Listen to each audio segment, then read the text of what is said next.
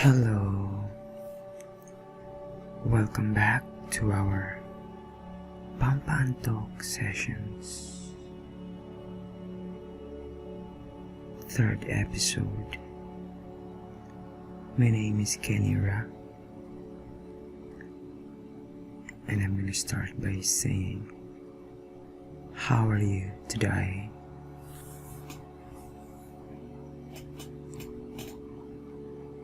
How are you today? Well,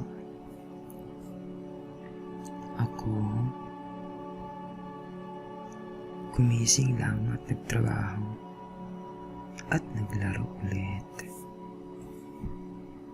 Tapos kumain. Lumabas pala ako once. Tumingin ako kung may ATM ba sa pure gold. Kada punta ko dun, walang laman yung ATM. Saklap.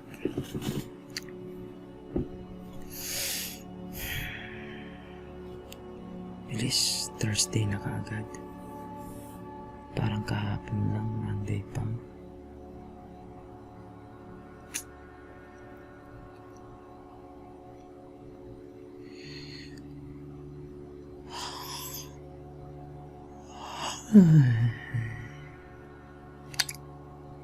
It's 1 a.m. while I'm recording this. Siyempre hindi pa ako inaantok, pero humihikab na.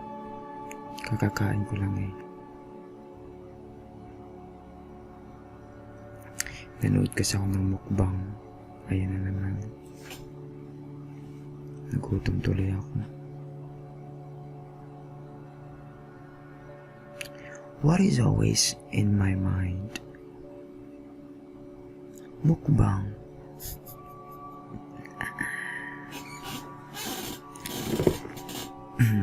The things that I have on my mind are money, peace, and rest. Money because gusto ko na magpagawa ng bahay sa probinsya, guys. Tapos mag-settle na dun. Gusto ko na umuwi. Konting tiis pa. At makakaipon din.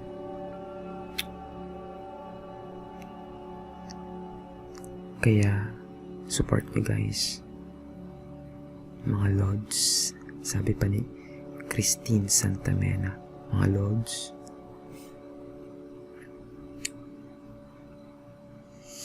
Peace is what I need, because every night my mind is battling against my thoughts. My thoughts seem not to end. They always come in like a thief in the night. Which is pretty normal at this age.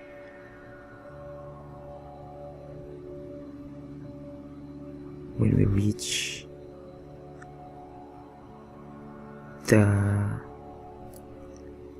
middle of life or midlife, we tend to experience some form of crisis. And it is up to us how to handle the crisis, to rise from the ashes. Parang multo lang. That's why kailangan natin ng peace. Peace of mind, peaceful thoughts, something that will not diminish our pagkatao. that will not strip away our dignity.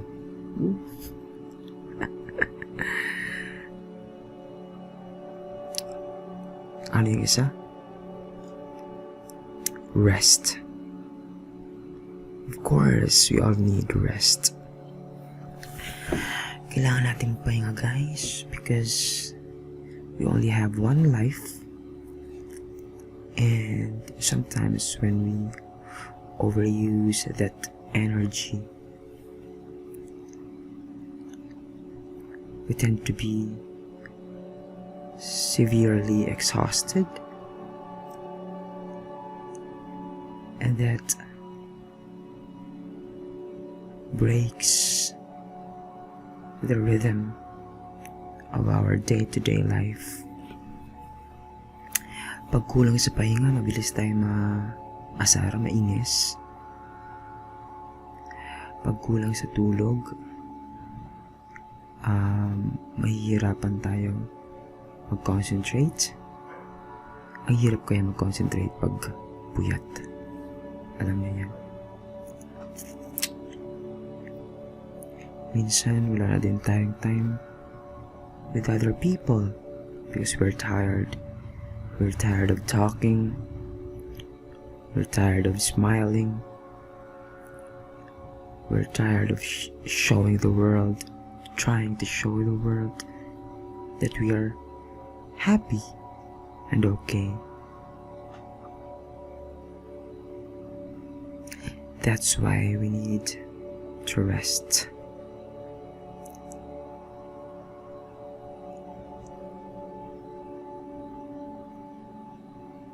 Dati nagme-meditate ako. And I think meditation is really effective. It clears up your mind. Na-prove ko siya kasi dati gulong-gulo ako dati sa work ko. Sa dati ko pang work. Nung nag-start ako mag-meditate,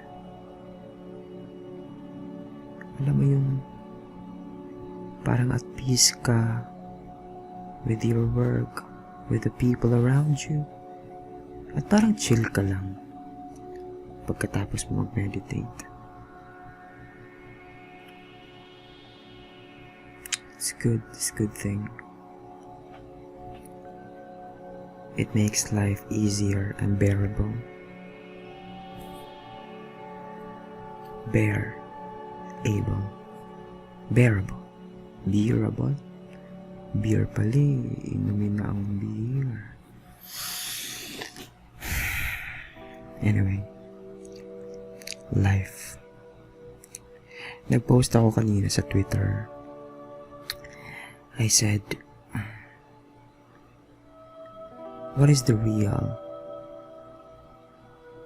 fulfillment in this thing called life? Ano ba talaga ang tunay na fulfillment sa life? May sumagot, sabi niya, chill lang. That's true. I agree. You don't have to rush to build your life, because fulfillment, I don't know, kasi fulfillment sa life, the other one said, she's actually my friend, sabi niya, happiness and contentment. I don't necessarily agree with happiness, because we must admit it's not every day that we are happy. Not every thing in this world can make us happy. Sabihin na lang natin, there are simple things that make us happy, but there are also good things that make us happy. and that every day you're not always happy. So if you say that you are fulfilled na sa life, does that mean that every day you are happy? As in, 24/7 masaya ka? I don't think so.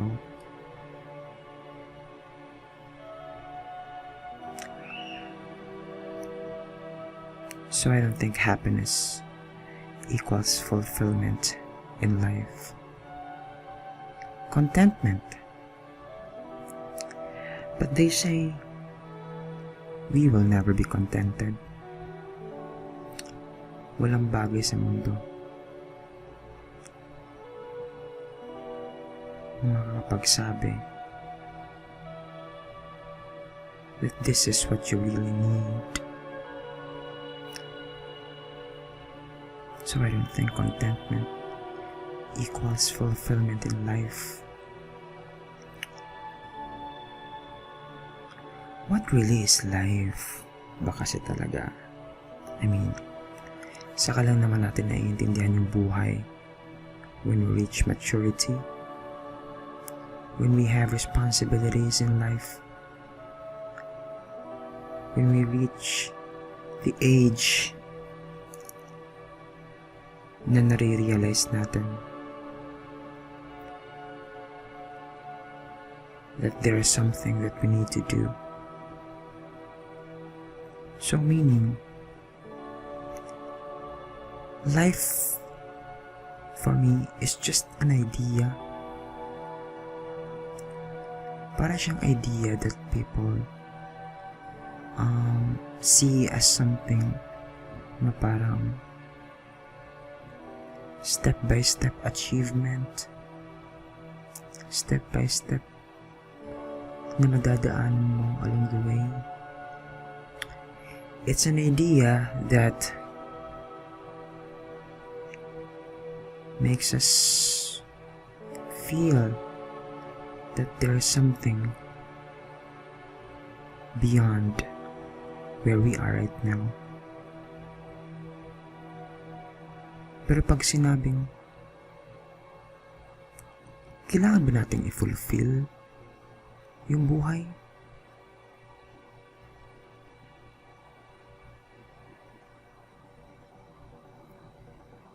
That's why I asked, what is true fulfillment in life? Kailangan ba pagdating mo ng late 20s, kailangan mo na ba talaga mag-asawa? Kailangan mo ba talaga magkaroon ng buhay, ng bahay? Kailangan mo ba talaga magkaroon ng anak? If that's the fulfillment that we need sa buhay, paano na lang yung mga ayaw mag-asawa, ayaw magkaanak, and who can't afford a house? Meaning, wala naman talaga for me. For me, life is just an idea. Life is meaningless. It doesn't have a meaning. It only becomes meaningful if you just try to live. Siguro that's the idea. Just trying to live. Siguro totoo nga yung sinasabi nila dati na chill lang. I think I would agree sa friend ko when she said chill lang. Meaning, just try to live. Whatever your plans are, do it. Do them. whatever comes tomorrow, accept it.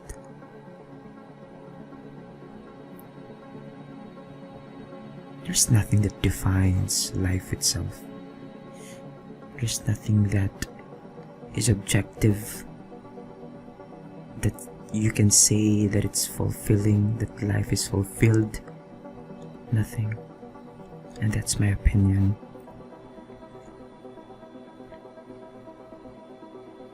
I would rather say, live it. Just live today. Try to do the things you love. Don't try to give an idea something. Don't try to give an idea a meaning. When actually it's just an idea.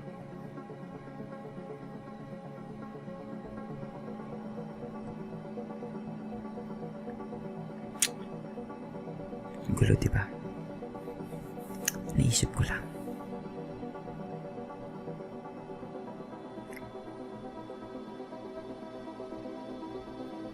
I was trying to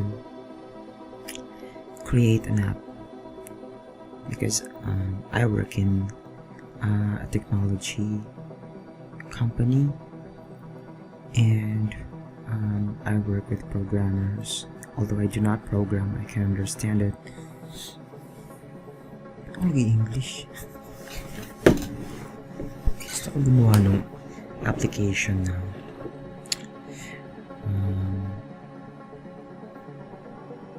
random task generator. Kumbaga, ito ay para sa mga tao na naka-quarantine at paulit-ulit na lang ginagawa everyday. Diba? Wala sila ba maisip na gagawin?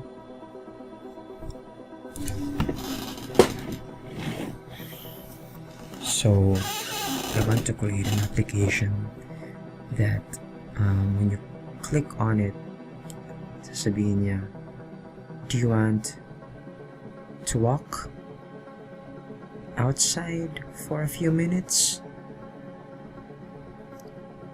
Para ma-force ka ba? Para ma-force ka na lumabas.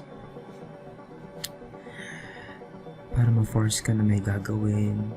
Kasi minsan pag palagi lang tayo nakahiga, I think every time we try to just lie down, our muscles tend to try to rest, but our brain is just working. So, natitrain yung utak natin to just think of things instead of distracting it to do something that will, para mabawasan yung energy kahit man konti man lang. Energy ng mga muscle, ng body. So that app can help those people who are very still in their lifestyle. Sabihin niya, do you want to buy something? Buy a fish? Just buy a fish. Bili ka ng isda. Bakit ba? Bili ka. Gusto mo bumili ng banana? Go. That's your task for today. Gusto mo ba bumili ng plants? Thinking na may nadaanan kang plant store pala, no?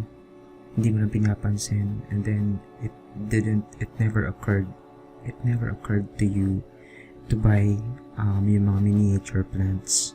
But then just because of the task generator app, mafo-force ka to go outside and buy.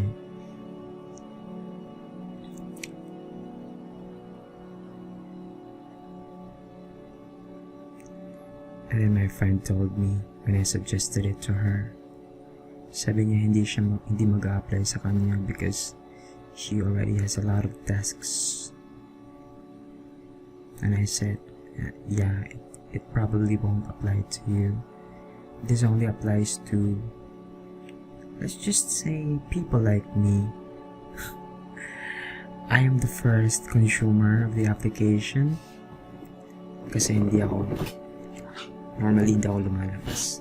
Tumutla lang ako eh. I just, mas ako ma-order. Tamad din ako magpakita outside.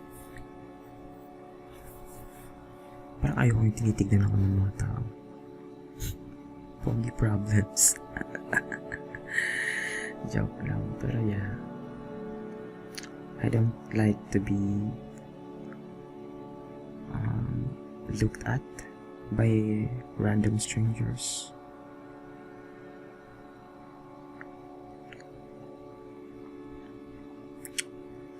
So yun yung app. I think kaya ko naman mag-program with apps like those. Mga simple lang.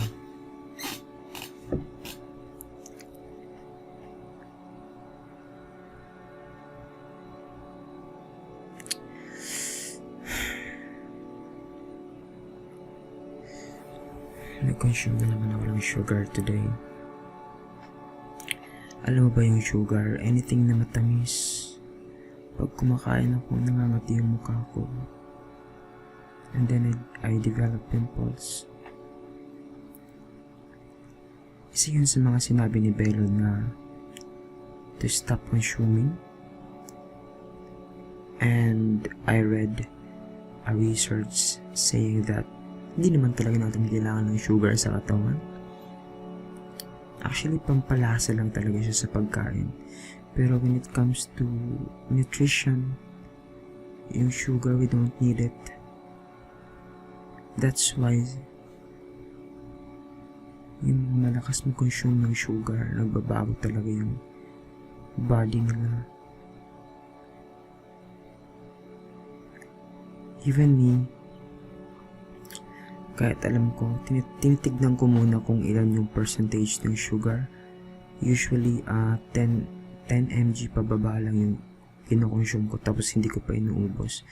Pero kanina, uminom ako ng root beer. Diyos ko, ilang kutsara siguro ng sugar yun. Kaya yun, kumutin naman ng mukha ko. Yan. So guys, if you have pimples, stay away from sugar. And dairy. Dairy is the worst thing. Ang dairy naman, siya yung nakakapagpamaga. Your pimples will swell because of the dairy content. Lalo na yung sa cow's milk. That's the worst. I can attest to that kasi once iinom ako ng Yakult or iinom ako ng gatas, anything na may dairy talaga, malaking pimple talaga yung kasunod niyan. Pag sugar naman, kumakati yung mga pimples ko. Ibig sabihin, gumagalaw yung mga bacteria. Tuwang-tuwa sila. May pagkain. Shabu-shabu, ayun. Siyempre, yung mga bacteria, they're just like cells. They will consume sugar because they need energy to move. Para sa akin lang, hindi naman ako scientist.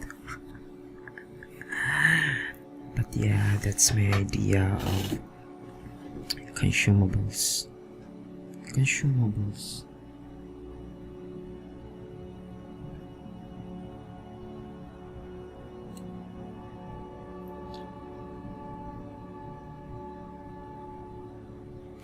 Yung bacteria kasi na yan,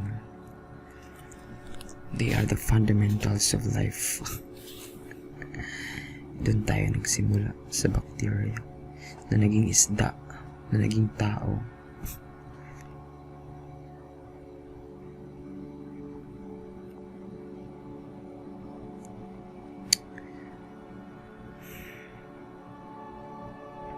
Di na ako nakakapagbasa ng books. Yung huli kong nabasa na book yata was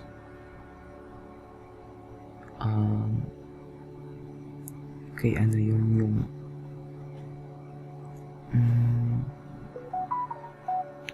something is updating, but yung huli kong nabasang book was pinahiram ko na sa kaibigan ko, pero ano nga yung title no? Brief answers to big questions, something like that. Sino nga yung author nun? Namatay na.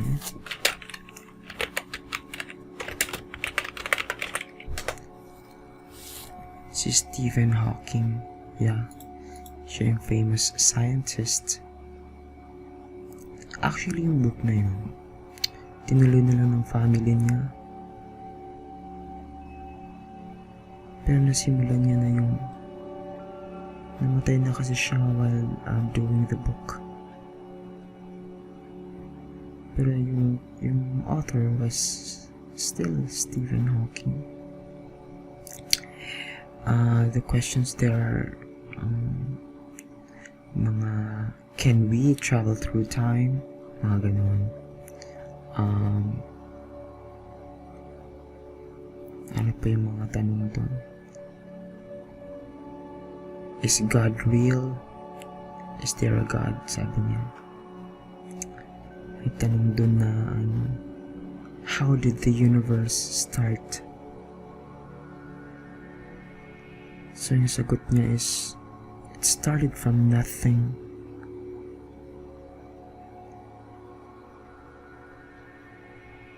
And then it became something. Yun yung nakakaano ng mga tanong mo. Mahirap sagutin. Like, how can something start from nothing? Pero pinaliwanag niya through mathematics. Kasi there's a positive side and a negative side of numbers. So, there was a time, and that was a chance. It is a once in a lifetime chance that something occurred from the negative side of the reality. Kumbaga, something became real. Ibig sabihin, there is nothingness in this world, and something can start from nothing. Ano nga ba talaga ang reality natin? Reality ba natin is everything that we can see around the world? Everything that we can touch, everything that we can taste or smell or feel, does that comprise our reality? Or does the reality include things that can't be comprehended by our basic senses? Sabi nga nila, it's true that the reality that we experience today are anything that can be tested. Meaning sabihin, kahit hindi natin siya makikita, if we test it to be consistent, it's always the reality, diba? Like, for example, yung mga atoms, hindi naman natin nakikita ng mga mata natin, pero matitest natin siya because we have microscopes to see the smallest particles that exist. We can test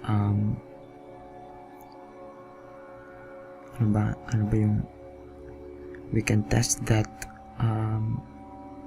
we can attest that the rain comes from the ano ba yun? Hindi ko maalala. Basta yung sa cloud may mga nangyayaring kaganapan doon. But that's only because we can see them and we can test them within the reachable side of our universe. But what lies beyond?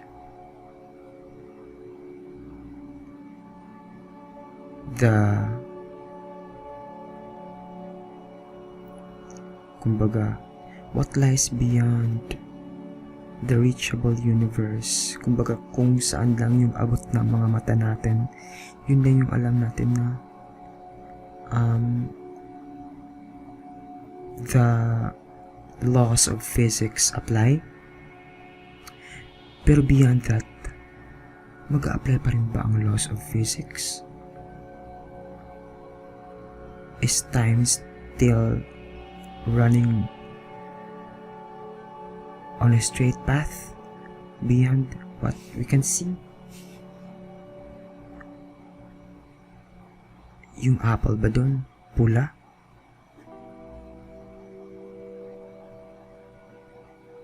Ang consciousness ba doon is kumbaga ano yun? Ang consciousness ba doon nagre-reside sa tao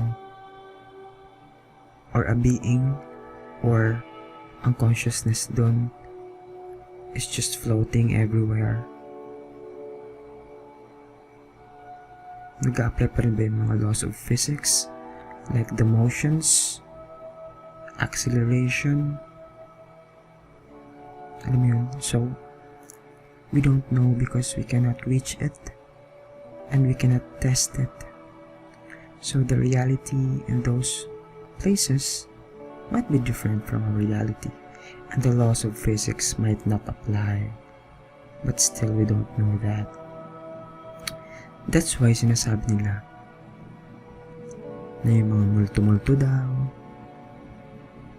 are actually yung mga deja vu are actually glitches of the reality. Kumbaga, baka naman yung reality sa malayong universe mixed with our reality, kaya nagkakaroon ng mga multo from other dimensions na akala natin multo, but actually realities, mga entities yun from other realities, di ba? From other universes, kumbaga. Or yung deja vu na akala mo nangyari na pero hindi pa pala. Meaning, at some point in your life na access mo yung consciousness outside of the universe that can access also multiple universes, multiple realities. Yung mga dreams, for example, why do we dream of something that is feeling natin totoo, right?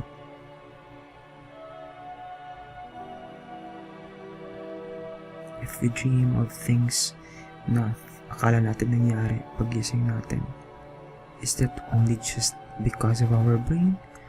Or is it because our consciousness had accessed a certain reality and that consciousness experienced that reality in another dimension? Hindi natin alam yun. But that's a possibility, right? People believe in a soul, but maybe that soul is just your consciousness that can easily travel multiple dimensions, di ba? Because hindi natin alam yung paling power natin. It's so cool to imagine that, di ba? I don't necessarily believe in it. Nabasa ko lang, pero it's amazing to think of it as a possibility.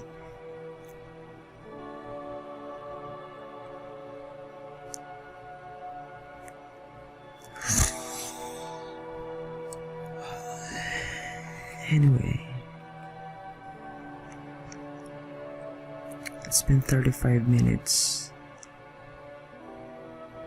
Gusto ko pa nga magkwento eh. But I think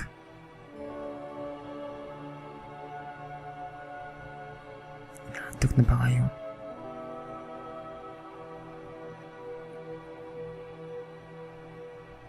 I think I'm a little bit sleepy now. And my eyes are groggy.